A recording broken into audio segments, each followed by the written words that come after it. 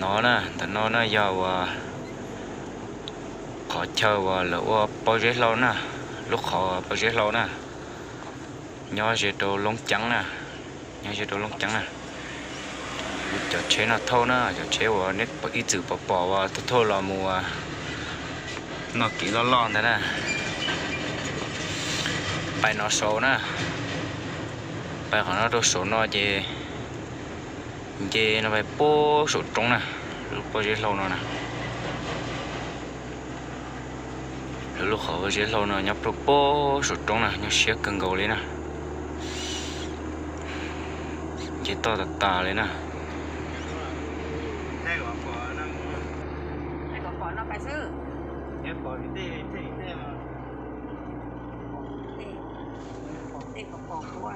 chỉ to tà lên nè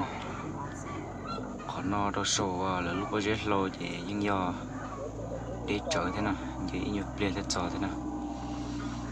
nhưng do chỉ chỗ kilo thế nào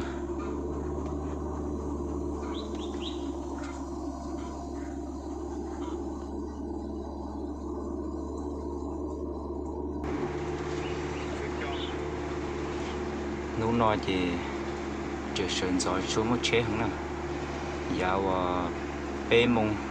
lô mông thì trốn đu này thì cho chế nó thế là chống à lúc xưa nó chỉ cho chế chỉ là khó lúa đi nó sức xử thế nào để hai thì thôn đầu đi nó chỉ xử thế nào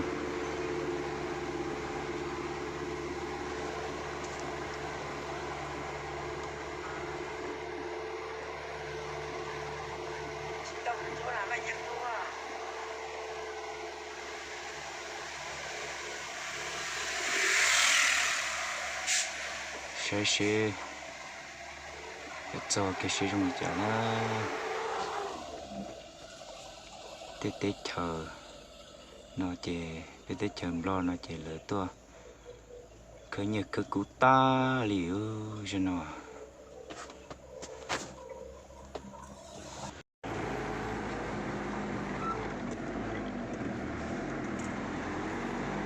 tết chờ lo nó chỉ thế như thế cú thì cứ trộn má sủa tôi mà khơi nó bị ta lên nè thế trong thế hai gì mà thò lên nó ta lên nè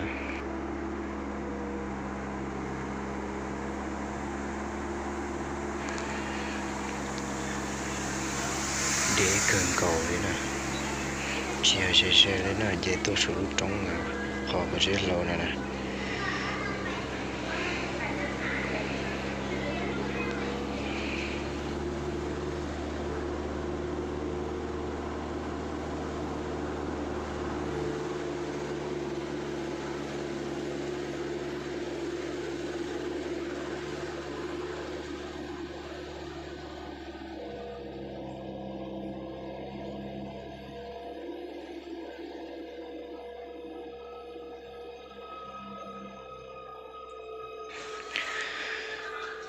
nhưng giờ xí lúc trẻ nè chỉ nhớ giáo trốn tu để chế chúng cho nó nè xí chỉ cái thế nó lòi lên kiểu chứ hai cho nó nè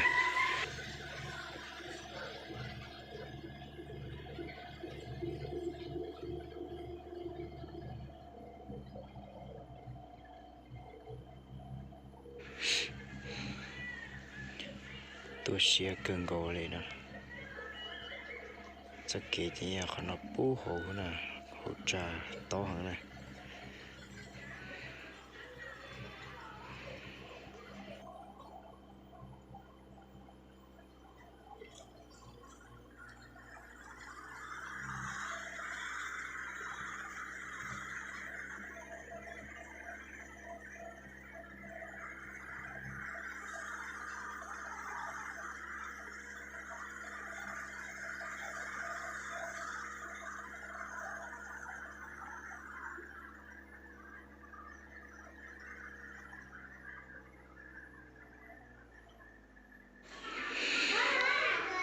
còn nói thì chỉ chuyên xa giờ là chỉ bỏ xi măng đó là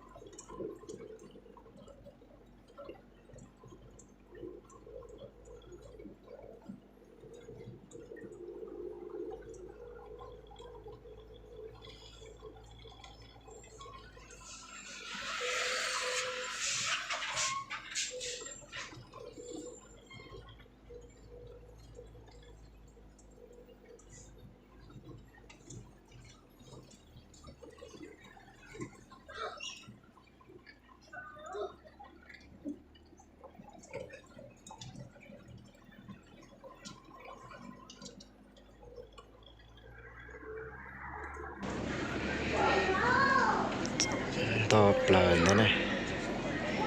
Doppler là khỏi chơi nhỏ nữa này, chế mình đồ tao tự do ít chế bài ta liền, ít chế anh chơi nhỏ bố số lúc họ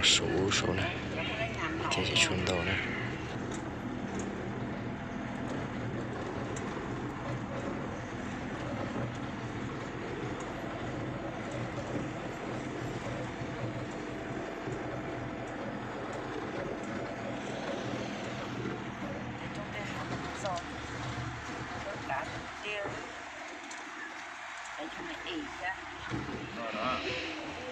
Chế mình đồ tao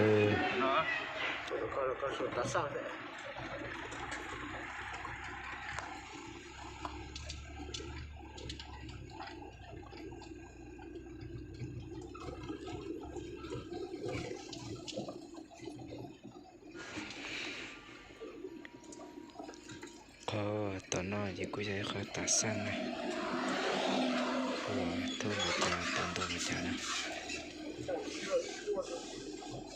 Tôi xa chỉ lấy đầu tờ, tôi cho đầu tí đó thôi rồi. Đầu tay là chị tờ bài. Cái này là cho một con cháu nhật cũ.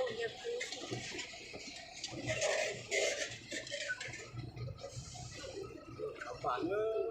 Không bán nữa hả? Chắc là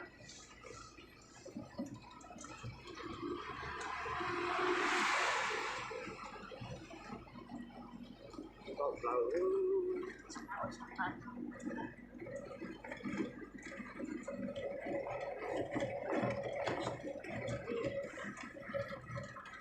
thôi cái đó nó tụ tạ Tạo một nó hoa, nó tổ.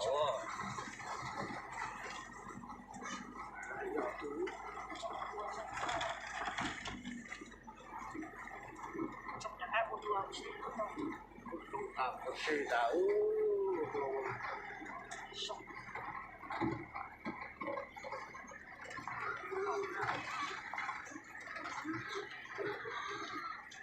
còn nhất là tà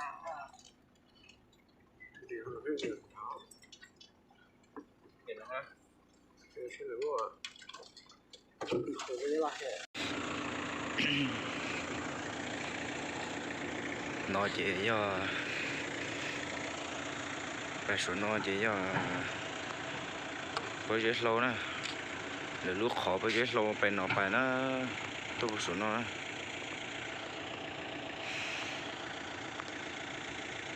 bố số trống được bài trống nó sẽ đi tiêu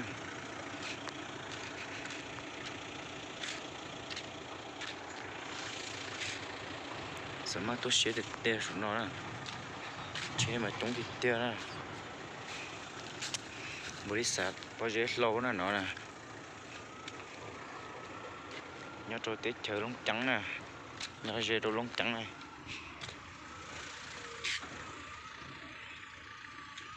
tôi sẽ được tiêu số nó,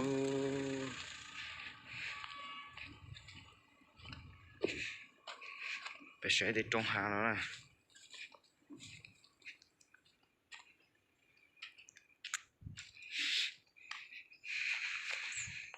Giờ nó chỉ nhớ là để sửa thì tôi muốn để và trong hàng nó khởi ta liền nào tôi sẽ đi tiêu số trong nó nè, cho kỹ với tôi cho bú tí nè, sao mà tôi sẽ đi tiêu số nó, tôi muốn để trong cái hàng nó thò ta liền nào liền,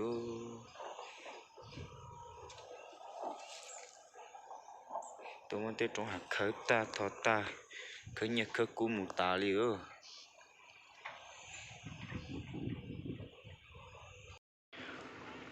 Hồ nó chỉ tí cho bao nhiêu lô thế nào, trong bao nhiêu lô thế nào hồ nó này, được thò bao nhiêu lô thế nào.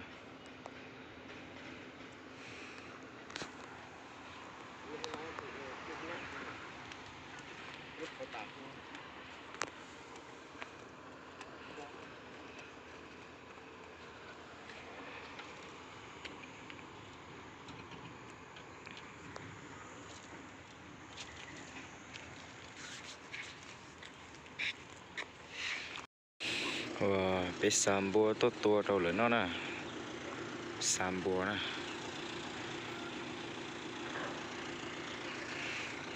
บริษัทโปรเจกต์เราเดี๋ยวลูกขอโปรเจกต์เราที่เนาะนะchế mà chúng thì tiền nhá tôi thì nó chỉ bơi lùi thì nó sẽ là ít xe chế được bài bố số nó ta được sản chỗ gì nè cho cái là bài chế rồi nè quay luôn bùa tài để cho cái là bài chế rồi